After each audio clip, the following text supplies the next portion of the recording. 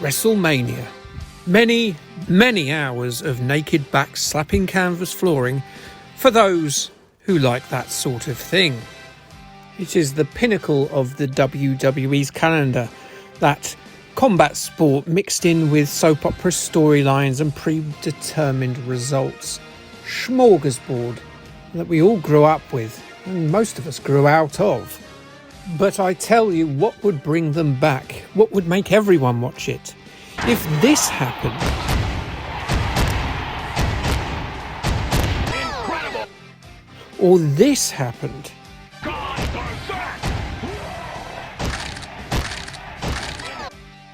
How much more exciting would that be? Break more spines for my entertainment, you devils. I don't care if he has a family. I don't care if he wants to walk.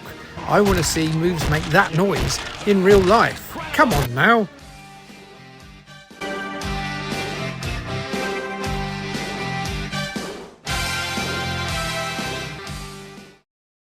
This game, Midway's WrestleMania, came out in a difficult time in the WWF's history.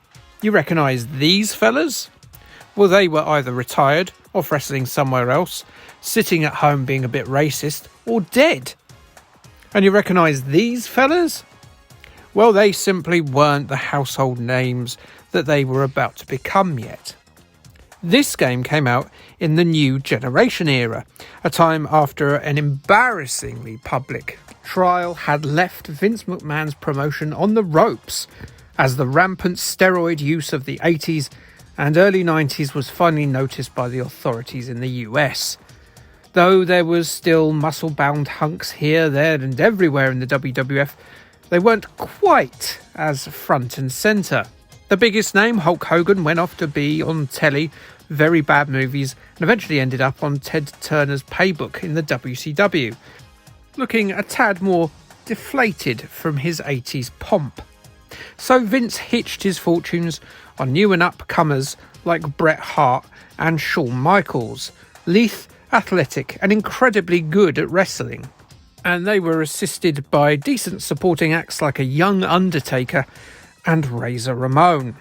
Oh, and loads of people who wrestled but also apparently had other jobs for some reason, be they hockey players, clowns, sumo champions, actual bulls, bin men, farmers, mounted Canadian policemen, monks and dentists. These silly shenanigans didn't really work. They were just silly. I mean, The Undertaker is silly, really silly, but it's sort of cool as well, and he sort of carries it off really well. Bastion Booger, a man that doesn't wash and picks his nose and looks like this, he's not cool. And also, WWF audiences were built in the 80s on expecting He-Man figures come to life smashing into each other. And so even though the wrestling was much better from the likes of Michaels and Hart, they just looked like normal ultra-fit dudes. So it was going to take something a bit more than just wrestling to get people to come back to wrestling. And in the end, it turns out to be drunk bald fellas, bad bosses, and future mega movie stars mixed in with ultra-violence and titties to get people to come back to wrestling. So this unpopular era then, what sort of arcade game did it spawn? Well, at the same time the WWF was going through a difficult time, arcade company Midway were going through one of their strongest. Mortal Kombat was an incredibly successful franchise, an ultra-violent one-on-one fighting series full of a cast of digitised fighters played by actors who can do a load of fighting moves. Also by Midway was another incredibly successful arcade series called NBA Jam, which took the stars of a sports programme and hyped up the abilities of those athletes and wrapped it up in an excitable sports TV presentation that was high in extreme 90s tood. Both of these titles seem like they would fit the WWF, don't they?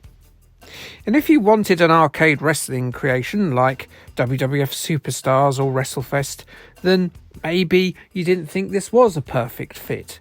But former producers of that pair of games, Technos Japan, were due to go bust the following year in 1996, And Vinnie Mac was not about to turn his nose up at this money-making potential scheme with the world's hottest arcade company, not at this juncture anyway.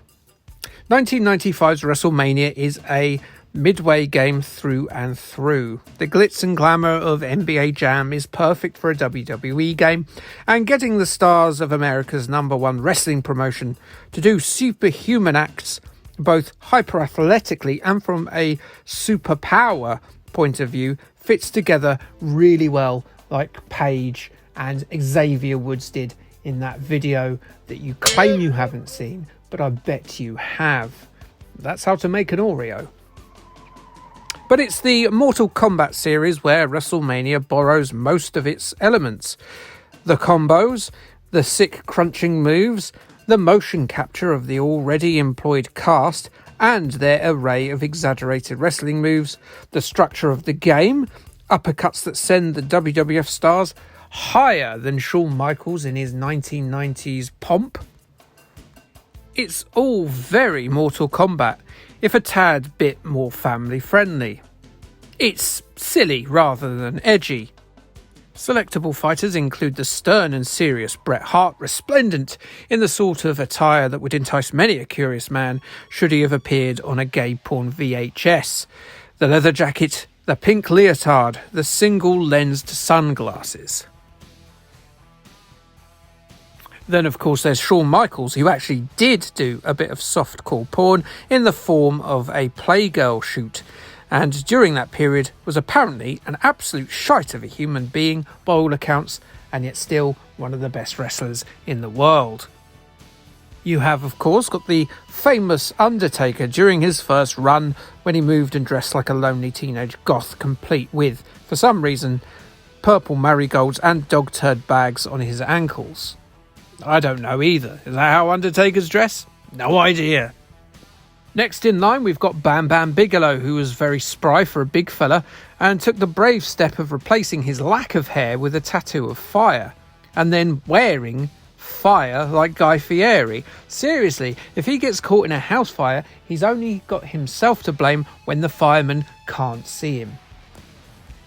Then there's Big Yokozuna, who is a gentleman of larger proportions who had a bum like two vast moons colliding, and apparently was killed by a heart attack after seeing a scouse spider. That doesn't sound like a real story, and maybe it isn't. Then there's the clown Doink, who, as the nature of clowns, is deeply unlikable. Then there's Lex Luger, who was aimed originally as Hulk Hogan's replacement, because he looked like he was shaped from granite, and he was given stars and stripes covered things like flags, buses and trousers to wave around. Well, he didn't wave the bus. I know he looks strong, but he's not that strong. Finally, you've got Razor Ramon, who sadly died recently just before I started making this video, and therefore I can't really make a humorous comment about him. Just like the others then, really, eh? He somehow took a lame gimmick of Tony Montana from Scarface, but in a garish twin set of pants and a waistcoat, and made it work. There was another character planned, which was going to be Adam Bomb, but he didn't feature in the end, so we won't talk about him. Off you fuck, Adam. So they're set on a path to championship glory via two difficulty modes, represented by an Intercontinental Championship, the Easy Mode, and the WWF Championship, Hard Mode, which pits your chosen grappler in increasingly unbalanced brawls against the rest of the roster, including different colour-attired versions of yourself, which will culminate in a WrestleMania challenge which puts you against 3 other opponents who then swap out as they're defeated until you've faced the entire roster of characters with just your one chap and his singular health bar, admittedly in that best of 3 format of your standard one-on-one fighter. If you play 2 players, you can either punch your pal in the chops or attempt to become tag team champions. That doesn't really apply to me, does it? I don't have friends.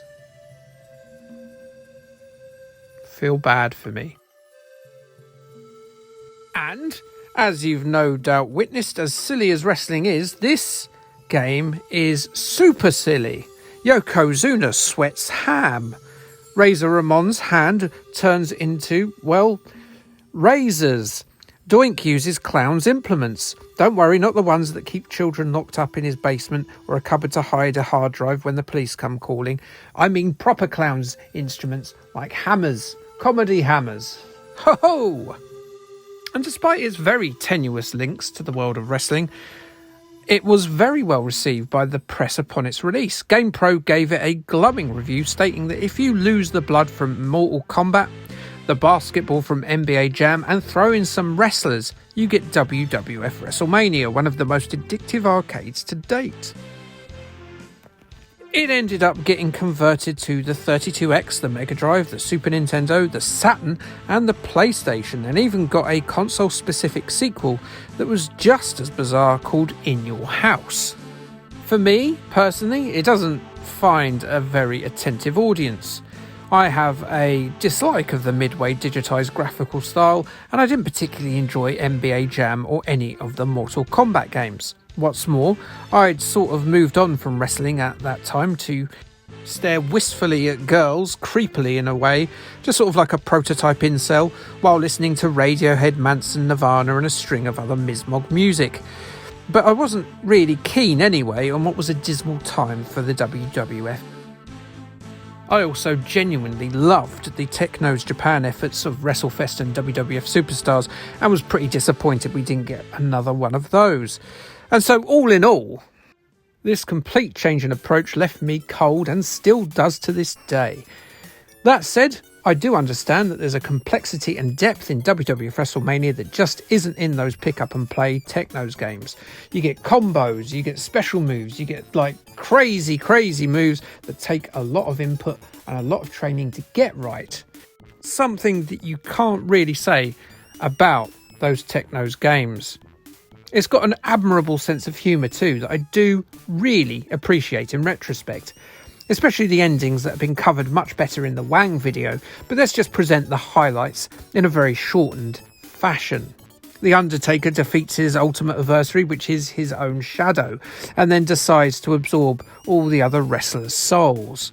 Yokozuna destroys the US. Lex Luger makes America great again without grabbing a single pussy. Doink decides to kill his circus goers with an elephant stampede. Bret Hart, despite having the charisma of a middle-aged YouTube retro game reviewer, becomes the world's biggest film star. Bam Bam Bigelow, well, he immolates an arena, and Razor Ramon becomes a successful motivational speaker, but then he gets mugged by 4 swine who nick his gold, which makes him depressed, so he gets all suicidal and eventually ends up running a pawn shop in Chile. Pawn as in P-A-W-N, not the other one. Now that is an ending. No, wait, this is an ending. Shawn Michaels gets sexually assaulted or gang raped by a gang of women and so decides to become a politician. Yes, well, he is a sexy boy. And that's the end of that. Like, subscribe, and K thanks, bye.